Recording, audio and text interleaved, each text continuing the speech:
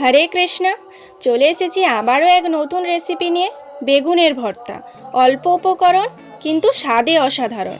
প্রথমেই বলি, চ্যানেলটিতে নতুন হলে চ্যানেলটিকে অবশ্যই সাবস্ক্রাইব করে দেবেন। বেগুনের ভর্তা তৈরি করার জন্য আমি নিয়ে নিয়েছি কয়েকটা কাটা বেগুন ও কয়েকটা কাটা টমেটো। প্রথমেই ওভেনটিতে কড়াইটা বসিয়ে সামান্য পরিমাণ সরিষার তেল দিয়ে দিচ্ছি।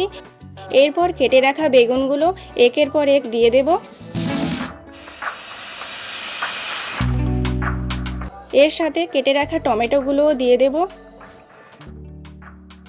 বেগুন আর টমেটোগুলোকে মাঝারি আঁচে উল্টে পাল্টে নেব যতক্ষণ না একটা লাল কালার চলে আসছে।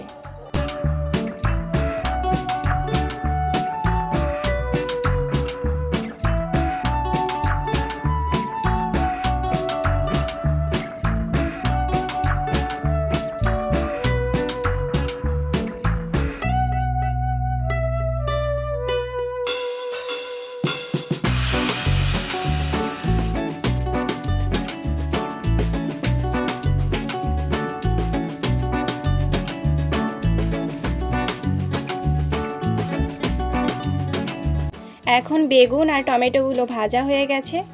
এখন আমি বাটিতে তুলে নিচ্ছি।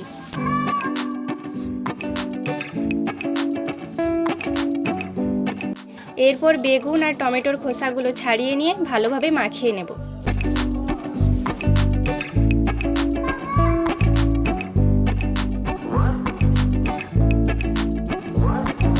পুনরায় ওভেনটিতে কড়াই বসিয়ে কিছুটা পরিমাণ সরষের তেল দিয়ে নেব। এর মধ্যে কিছুটা জিরা, কিছুটা হলুদের গুঁড়ো, কিছুটা লঙ্কার গুঁড়ো, কিছুটা ভাজা লঙ্কা আর কিছুটা পরিমাণ জিরার গুঁড়ো। তোমরা চাইলে কাঁচা লঙ্কাও ব্যবহার করতে পারেন, ভর্তার জন্য কাঁচা লঙ্কাও বেস্ট। এখন এগুলোকে ভালোভাবে মিক্সড করে নিচ্ছি।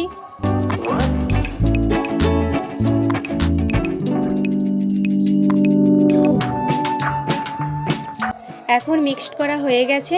এরপর বেগুন আর টমেটোর মাখা এর মধ্যে দিয়ে দিচ্ছি।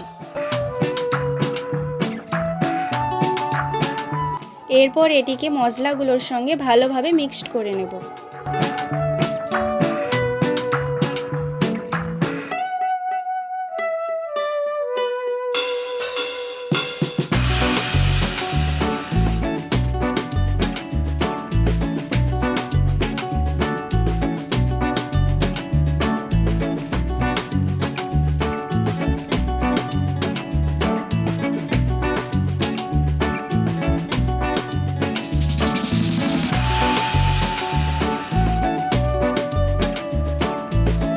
এখন এটি ভালোভাবে মাখানো হয়ে গেছে। এর মধ্যে আমি পরিমাণ মতো লবণ দিয়ে দিচ্ছি। আর একবার এটি ভালোভাবে মিক্সড করে নেব। ফাইনালি বেগুনের ভর্তা পুরোপুরি কমপ্লিট। দেখা হচ্ছে পরবর্তী রেসিপির সঙ্গে। আপনারা সবাই ভালো থাকুন। হরে কৃষ্ণ, হরি বল।